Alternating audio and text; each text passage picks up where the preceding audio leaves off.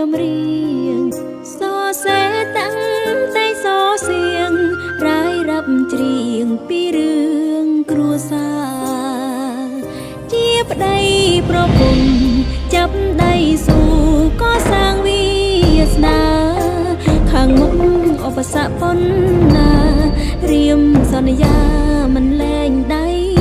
ឡើយមិនបានប៉ុន្មានចិត្តប្រុងក៏លយានប្រែ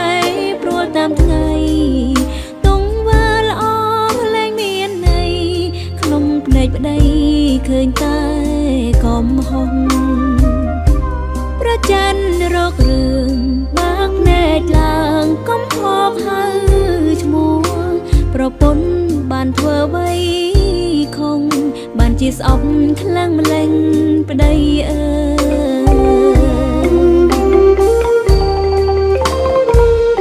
សុំវិញបានទេប្តីខ្ញុំពីមុនសុភីប្រៀបសាទន់ធ្លន់ចេញអត់ធន់សន្ទងភរិយាមានរឿងអ្វីស្ដីមកបងមានអូនជាគ្នា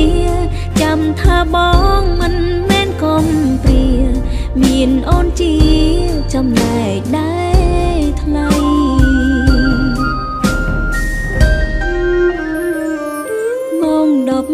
11ហើយយប់នេះត្រានត្រើយមកផ្ទះវិញទេបាយទឹករៀបចាំមាសមេបងឮទេឆាប់មកផងណាចាននៅក្នុងរាវកងកិច្ចគ្នាជារឿងធម្មតាទោះបីខុសត្រូវប៉ុណ្ណាក៏ជីវ៉ានៅជា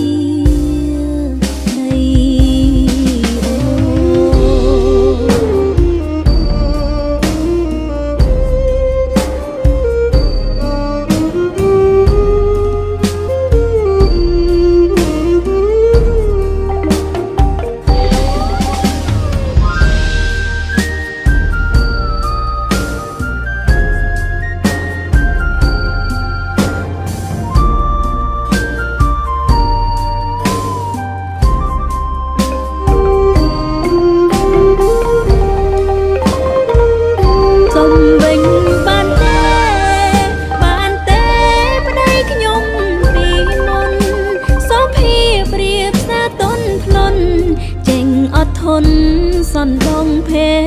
រិយាមានរឿងអ្វី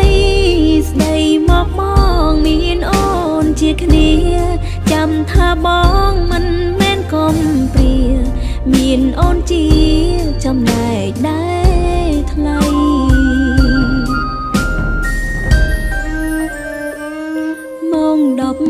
11ហើយយប់នេះត្រានត្រើយមកផ្ទះវិញទេចាំមាសមេបងឮទេឆាប់មក